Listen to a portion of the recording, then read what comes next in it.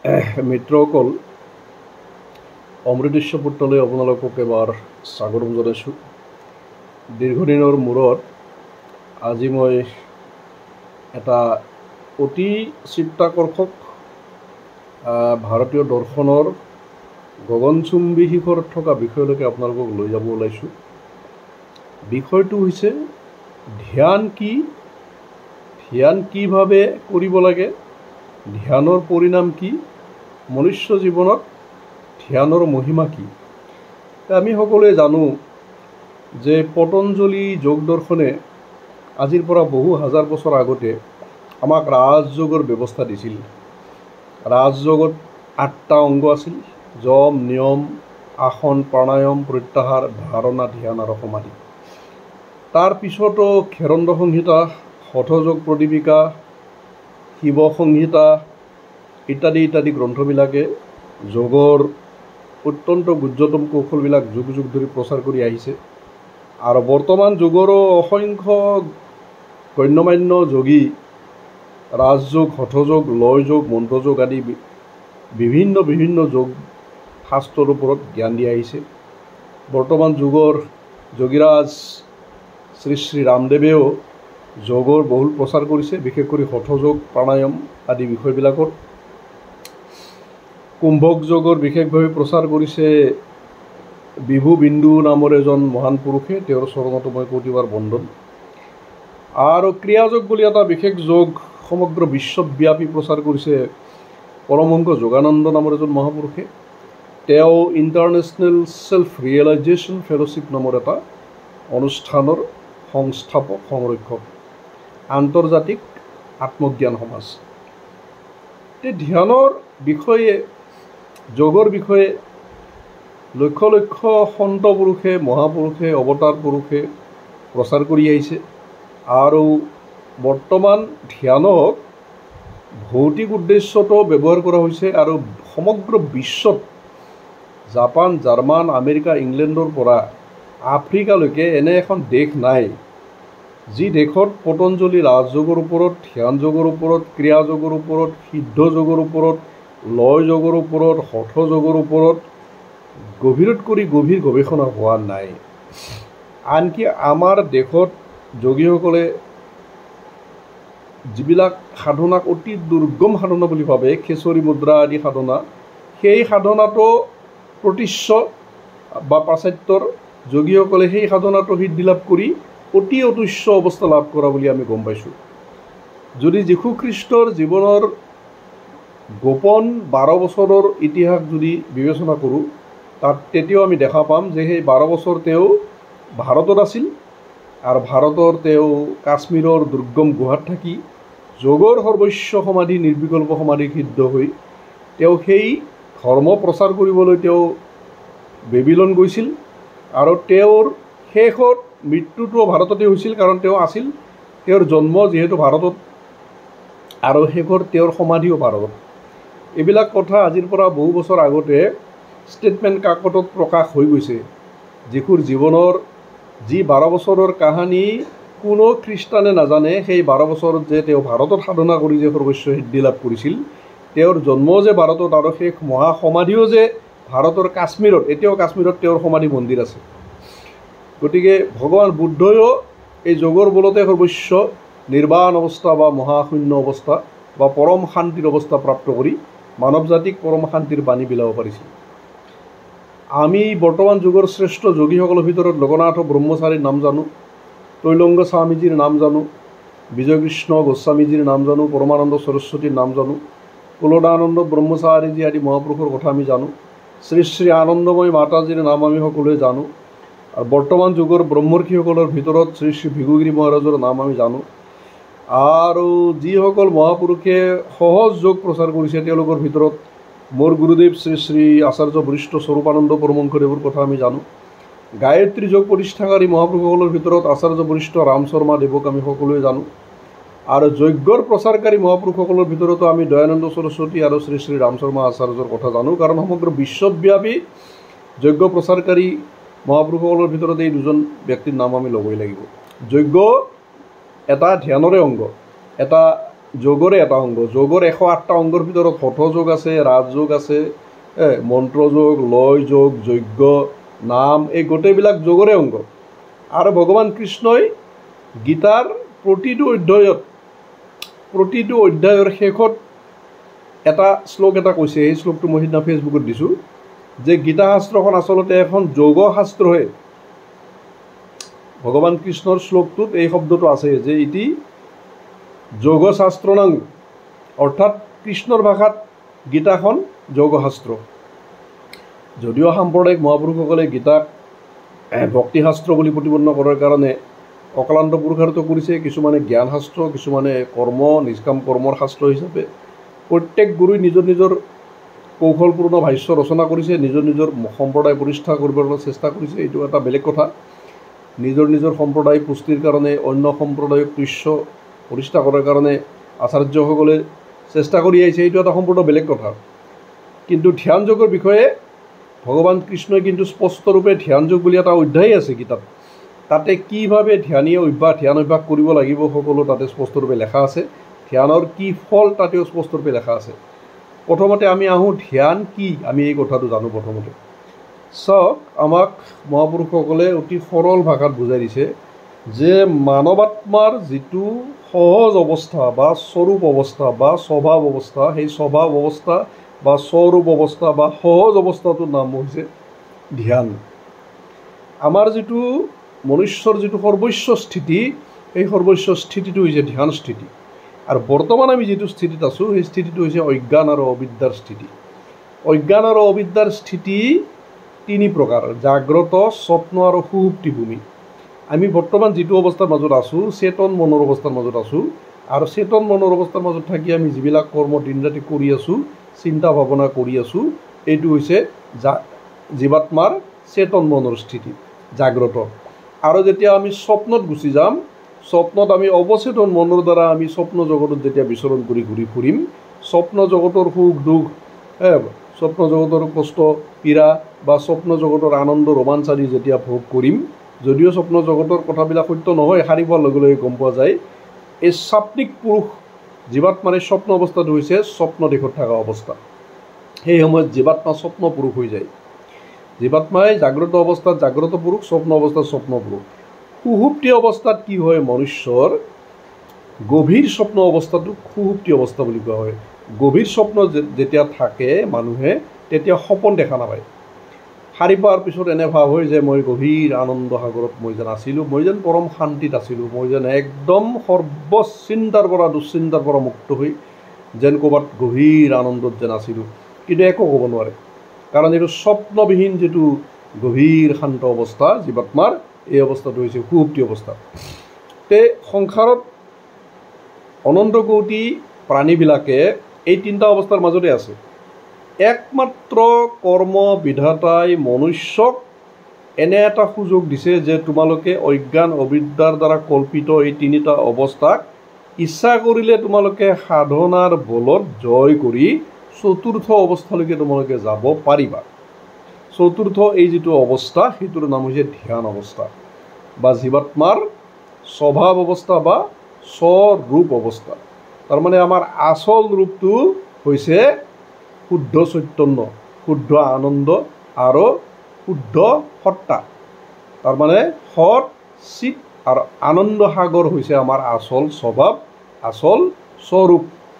যেনেকুৱা কৰি দৰ্পণখন যদি লেতেৰা হয়, তেনেহ'লে মোৰ মুখখন চোৱাৰ লগে লগে মই লেতেৰা মুখে দেখিম, কিন্তু দৰ্পণ শুদ্ধ হোৱাৰ লগে লগে মোৰ শুদ্ধ মুখখন মই দেখা পাম। গতিকে জীৱাত্মাই যেতিয়া নিজৰ শুদ্ধ স্বৰূপক যেতিয়া দেখা পাবলৈ প্ৰযত্ন কৰে, সেই প্ৰযত্নৰ নাম হৈছে ধ্যান। ধ্যানৰ মাজেৰে জীৱাত্মাই নিজৰ শুদ্ধ স্বৰূপক শুদ্ধ ৰূপত দেখা পাব পাৰে। এতিয়া কি হৈছে, এটাই সূৰ্য কিন্তু 100 কোটি নদ নদী জান জুৰিত প্ৰতিবিম্বিত হৈ এনেকুৱা লাগিছে যেন অসংখ্য সূৰ্য। এটাই চন্দ্ৰ অসংখ্য পুখুৰীত প্ৰতিবিম্বিত হৈ এনে ভাবিছে যেন অসংখ্য চন্দ্ৰ। কিন্তু চন্দ্ৰ এটাই, সূৰ্য এটা। কিন্তু যদি 100টা যদি কলহত যদি পানী থওঁ, 100টা কলহত সূৰ্য প্ৰতিবিম্বিত হ'লে কিন্তু 100টা সূৰ্য যেন লাগিব। ঠিক তেনেদৰে একেই পৰম সত্য, এজনেই পৰব্ৰহ্ম, এক মেবা দ্বিতীয়ম পৰম সত্যই এই দেহৰূপী ঘটত মন বুদ্ধি চিত্ত অহংকাৰ ৰূপী ঘটত ঘটস্থ হৈ কিনে 100 কোটি জীৱাত্মাৰ আকৃতি গ্ৰহণ কৰিছে। তাৰমানে জীৱাত্মা আৰু পৰমাত্মা বাস্তৱিকতে একেই পৰম তত্ত্ব। জীৱাত্মাৰ পৰমাত্মাক বাদ দি সচ্চিদানন্দ পৰব্ৰহ্মক বাদ দি স্বতন্ত্ৰ কোনো ভিন্ন সত্তা নাই। মইৰ সেই সাগৰক বাদ দি পৰব্ৰহ্ম সাগৰক বাদ দি মইৰ কোনো স্বতন্ত্ৰ সত্তা বা ভিন্ন সত্তা নাই। এইটো কল্পিত হৈছে কিহত? অজ্ঞান বা অবিদ্যাত। অজ্ঞান বা অবিদ্যাত মোৰ স্বতন্ত্ৰ সত্তা কল্পিত হৈছে আৰু সেই স্বতন্ত্ৰ সত্তাৰ পৰা দেহত কি আহিছে? মই বুদ্ধি আহিছে, দেহত মোৰ বুদ্ধি আহিছে, অহং মমত্ব বুদ্ধি আহিছে দেহত। আৰু বেদান্ত মতে আমাৰ দেহ কেইটা? 3টা, স্থূল দেহ, সূক্ষ্ম দেহ, কাৰণ দেহ।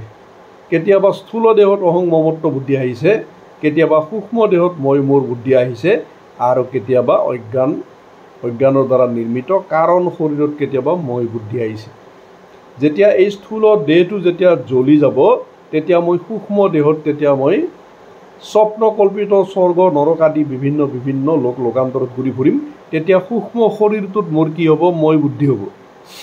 আৰু যেতিয়া জ্ঞানৰ পোহৰত সূক্ষ্ম শৰীৰটো জ্বলি যাব তেতিয়া কাৰণ শৰীৰেৰে মই ব্ৰহ্মলোক, দিব্যলোক আৰু অন্যান্য দিব্যধামবিলাকত যাম। তেতিয়া সূক্ষ্ম কাৰণ শৰীৰটোত তেতিয়া মোৰ মই বুদ্ধি বা মোৰ বুদ্ধি হ'ব। এই 3টা হৈছে অজ্ঞান অৱস্থা জীৱাত্মাৰ। যেতিয়া জীৱাত্মাই উচ্চতম সমাধি অৱস্থাত গৈ, ধ্যানৰ পৰিপক্ক অৱস্থাটো হৈছে সমাধি, উচ্চতম সমাধি অৱস্থাত গৈ যেতিয়া মই কোন যেতিয়া পূৰ্ণৰূপে উপলব্ধি কৰিব যে ময়েই সৎ, ময়েই চিত, ময়েই পৰমানন্দৰ অনাদি অনন্ত মহাসমুদ্ৰ স্বৰূপ, মই দেশ কাল নিমিত্তৰ অতীত, মই ৰূপান্তৰ যুগান্তৰ কালান্তৰ জন্মান্তৰৰ অতীত, মই পাপৰো অতীত, পুণ্যৰো অতীত, সতৰো অতীত, অসতৰো অতীত, চোৱাৰো অতীত, ভালৰো অতীত, নিন্দাৰো অতীত, প্ৰশংসাৰো অতীত, সুখৰো অতীত, দুখৰো অতীত, লাভৰো অতীত, লোকচানৰো অতীত, মানৰো অতীত, অপমানৰো অতীত, দেশৰো অতীত, কালৰো অতীত, নিমিত্তৰো অতীত, আকাশ কল্প অনাদি অনন্ত সৰ্বব্যাপক সত্তাৰূপে অখণ্ড সচ্চিদানন্দ মহাসাগৰ ৰূপে নিজক অনুভূতিৰ নাম হৈছে ধ্যানৰ পৰিপক্ক অৱস্থাৰ আত্মবোধ অৱস্থা, আত্ম উপলব্ধিৰ অৱস্থা, বা ইয়াৰে নাম আত্মসাক্ষাৎকাৰ অৱস্থা, ইয়াৰে নাম ব্ৰহ্মবোধ। আৰু ব্ৰহ্মবোধৰ গভীৰতম অৱস্থাটোৰ নাম হৈছে কৈবল্যবোধ, য'ত নিৰ্বিকল্প সমাধিৰ অনুভূতি হয়। এতিয়া ধ্যান অৱস্থাটো হৈছে জীৱাত্মাৰ বিবেকানন্দৰ ভাষাত স্বৰূপ অৱস্থা। এটা সাধাৰণ উদাহৰণ দি কিনে মই বুজাওঁ। জীৱাত্মা বৰ্তমান কেনেকুৱা ঘোৰ অজ্ঞান অন্ধকাৰত ডুবি আছে, ডুবি কিনে মিছা পাপ পুণ্য অনুষ্ঠান কৰি মিছা সুখ দুখ ভোগ কৰি আছে। সুখ দুখ, মান অপমান, লাভ লোকচান আদি এই জাগতিক প্ৰপঞ্চৰ ঘটনাবিলাক সম্পূৰ্ণ মিছা। কাৰণ এই মিছাবিলাক উৎপত্তি হৈছে মিছা পাপ আৰু মিছা পুণ্যৰ পৰা। মিছা পাপ আৰু মিছা পুণ্যবিলাক সৃষ্টি হৈছে দেহত অহং বুদ্ধিৰ পৰা, দেহাত্ম বুদ্ধি, তাৰমানে এই দেহাটোত মই বুদ্ধিৰ পৰা। এই দেহাটোৰ ভিতৰত থকা সূক্ষ্ম দেহত মই বুদ্ধি, সেইটো অজ্ঞানবিদ্যা। কাৰণ দেহত যদি মই মোৰ বুদ্ধি হয়, 3টা শৰীৰৰ ভিতৰত যিকোনো এটা শৰীৰত মই মোৰ বুদ্ধি, তাৰমানে অজ্ঞান আৰু অবিদ্যা। মন বুদ্ধি চিত্ত অহংকাৰ এইকেইটা হৈছে অন্তঃকৰণৰ 4টা স্থিতি। এই 4টা বৃত্তি বুলি কোৱা হয়। অন্তঃকৰণৰ 4টা বৃত্তি, তাৰমানে চিত্ত, মন, বুদ্ধি, অহংকাৰ। এই অন্তঃকৰণ চতুষ্ঠয়ৰ লগত মই হৈছোঁ শুদ্ধ চৈতন্য। মই যে শুদ্ধ চৈতন্য, মই নিজৰ স্বৰূপ পাহৰি মই অজ্ঞান অবিদ্যাৰ কাৰণে কেতিয়াবা স্থূলত, কেতিয়াবা সূক্ষ্মত, কেতিয়াবা কাৰণ শৰীৰত মৈত্য বোধ কৰিছোঁ। মন বুদ্ধি চিত্ত অহংকাৰৰ মাজত মৈত্য বুদ্ধি কৰিছোঁ। ইয়াৰ নাম হৈছে অবিদ্যা অজ্ঞান। আৰু এই অবিদ্যা অজ্ঞানৰ পৰা পাপ পুণ্যৰ উৎপত্তি, মিছা পাপ মিছা পুণ্য, মিছা পাপ মিছা পুণ্যৰ পৰা ত্ৰিতাপ কষ্ট, ত্ৰিতাপ যন্ত্ৰণা, ত্ৰিতাপ জ্বালা, সংসাৰৰ অনন্ত কোটি দুখ সুখৰ যিখন মিছা নাটক, এই মিছা নাটক প্ৰপঞ্চখনৰ সৃষ্টি। য'ত পুণ্য অনুষ্ঠান হৈছে তাৰ পৰা সুখ সৌভাগ্য মান সন্মান, পাপ অনুষ্ঠানৰ পৰা দুখ পীড়া দুৰ্ভাগ্য অপমান কলংক কষ্ট যন্ত্ৰণা ক্ৰন্দন হাহাকাৰ। এই খেলাখন অনাদিকালৰ পৰা চলি আহিছে। এতিয়া এটা উদাহৰণ দিছে বিবেকানন্দই যে আমি নিজক কেনেকৈ চিনি পাম। ধ্যানৰ বলত একমাত্ৰ আমি নিজক চিনি পাম। ধ্যান অৱস্থাটো মনুষ্য জীৱনৰ সৰ্বশ্ৰেষ্ঠতম অৱস্থা। কিয়নো এটা জবা ফুল যেতিয়া স্ফটিকৰ ওচৰত যেতিয়া লৈ অহা হয় তেতিয়া স্ফটিকত তাতে ৰঙা হৈ যায়। তেতিয়া স্ফটিকৰ ভ্ৰম হয় যে মই ৰঙা। এই স্ফটিক হৈছে জীৱাত্মা। যদি এটা নীলা পদুম ফুল লৈ অহা হয় তেতিয়া স্ফটিকটো নীলা হ'ব, স্ফটিকৰ তেতিয়া ভ্ৰম হৈ যাব যে মই নীলা। যদি এটা শেৱালি ফুল লৈ অহা হয় স্ফটিকৰ ওচৰত, স্ফটিকৰ তেতিয়া বগা, স্ফটিকৰ ভ্ৰম হ'ব যে মই বগা। বাস্তৱিকতে স্ফটিকৰ একো আকৃতি নাই। যেনেকৈ পানী যিটো গিলাচতে লোৱা হয় পানীয়ে সেই গিলাচৰে ৰূপ ল'ব, ঠিক তেনেদৰে মই হৈছোঁ শুদ্ধ আত্মচৈতন্য, মই হৈছোঁ অখণ্ড সৎ, অখণ্ড চিত, অখণ্ড আনন্দৰ মহাসাগৰ ব্ৰহ্ম। কিন্তু অজ্ঞান অবিদ্যাৰ কাৰণে মন, বুদ্ধি, চিত্ত, অহংকাৰ আৰু তিনিটা শৰীৰত মমত্ব বুদ্ধি আৰু মই বুদ্ধিৰ কাৰণে দেহাত্মবোধ সৃষ্টি হৈছে। তাৰে পৰা ত্ৰিতাপ কষ্ট, ত্ৰিতাপ জ্বালা, সাংসাৰিক সমস্ত কষ্ট জ্বালা যন্ত্ৰণাৰ সৃষ্টি হৈছে। ত্ৰিতাপ, আদি দৈবিক তাপ, আধ্যাত্মিক তাপ, আদি ভৌতিক তাপ। আদি দৈবিক, আদি ভৌতিক, আধ্যাত্মিক তিনি তাপৰ সৃষ্টি হৈছে অজ্ঞান অবিদ্যাৰ পৰা উৎপত্তি হোৱা দেহ আত্মবোধৰ পৰা। আৰু এই দেহ আত্মবোধ দূৰ কৰি কিনে আমি শুদ্ধ আত্মবোধত কি উপায়ে উপনীত হ'ম? একমাত্ৰ কিহৰ বলত? ধ্যানৰ পৰিপক্ক অৱস্থাৰ প্ৰভাৱত। কাৰণ ধ্যানৰ পৰিপক্ক অৱস্থাটোৰ নামেই হৈছে সমাধি, সম আদি, অৰ্থাৎ চিত্তৰ বৃত্তিবিলাক যেতিয়া সম হৈ গ'ল, সাগৰ তৰংগায়িত, সাগৰ মহাতৰংগ, কোটি কোটি তৰংগৰ দ্বাৰা সাগৰ তৰংগায়িত হৈ আছে। সাগৰে নিজৰ স্বৰূপ চিনি পোৱা নাই। যেতিয়া সকলো তৰংগ যেতিয়া কি হৈ গ'ল? নিস্তৰংগ হৈ গ'ল, নিতাল অটল সাগৰ যেতিয়া একাকাৰ হৈ গ'ল, যেতিয়া সাগৰৰ লগত যেতিয়া তৰংগ একাকাৰ হৈ গ'ল, সেই অৱস্থাটোত সাগৰে নিজ স্বৰূপ উপলব্ধি কৰিলে।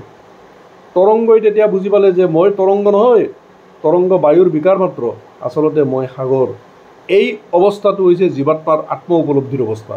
এই অৱস্থাটো হৈছে ধ্যান অৱস্থা। ধ্যান অৱস্থাত তাৰমানে জীৱাত্মাই বুজি পালে যে মই ব্ৰহ্মৰ পৰা বা পৰমানন্দৰ সেই মহাসাগৰৰ পৰা কোনো স্বতন্ত্ৰ সত্তা মই নহয়, মই জীৱবোধ, জীৱ উপাধিটো অজ্ঞানৰ কাৰণেহে মোৰ মাজত আহিছে। বাস্তৱিকতে ময়েই শিৱ, শিৱই মই, ময়েই ব্ৰহ্ম, ব্ৰহ্মই মই, ময়েই সচ্চিদানন্দ, সচ্চিদানন্দই মই। এই বোধত অহাৰ যিটো প্ৰক্ৰিয়া, এই প্ৰক্ৰিয়াৰ নাম হৈছে ধ্যান। ধ্যানৰ মাজেৰে জীৱাত্মাই নিজৰ বোধত আহি যায়, মই কোন সেই বোধত আহি যায়, মোৰ স্বভাৱ কি সেই বোধত আহি যায়। অৰ্থাৎ জীৱাত্মাই নিজ স্বভাৱ, নিজ ৰূপত আহি যায়। নিজ ৰূপ জীৱাত্মাৰ কি? ব্ৰহ্ম, সচ্চিদানন্দ। সেইকাৰণে নিজ ৰূপ বা স্বৰূপত জীৱাত্মাই আহি যায় কিহৰ বলত? ধ্যানৰ পৰিপক্ক অৱস্থাৰ বলত। স্বভাৱত আহি যায় জীৱাত্মাই কিহৰ বলত? এই ধ্যানৰ পৰিপক্ক অৱস্থাৰ বলত।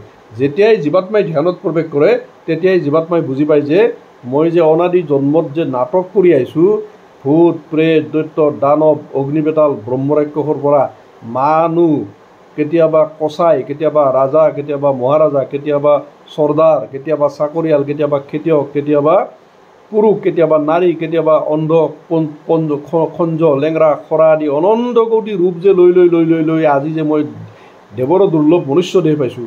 এই মনুষ্য দেহ পোৱাৰ পিছতো কিমান বাৰ পুৰুষ হৈছোঁ, নাৰী হৈছোঁ, অন্ধ হৈছোঁ, পংগু হৈছোঁ, লেংৰা হৈছোঁ, কচাই হৈছোঁ, সন্ত হৈছোঁ, তাৰ কোনো অন্ত নাই। শেষত আহি সৎগুৰু পালোঁ। সৎগুৰু পাই কিনে মই ধ্যান পালোঁ, সৎগুৰু প্ৰদত্ত সৎ নাম, সৎ মন্ত্ৰ পালোঁ। ধ্যানৰ বলত মই নিজৰ ভিতৰত সোমাই গ'লোঁ। নিজৰ ভিতৰত সোমাই যেতিয়া মই নিজৰ স্বৰূপ মানে নিজৰ আচল ৰূপ, স্বভাৱ মানে নিজৰ আচল ভাৱত যেতিয়া মই প্ৰতিষ্ঠিত হ'লোঁ, এই অৱস্থাটোৰ নাম হৈছে ধ্যান অৱস্থা। এই ধ্যান অৱস্থাই হৈছে বিবেকানন্দৰ মতে জীৱাত্মাৰ সৰ্বশ্ৰেষ্ঠ অৱস্থা।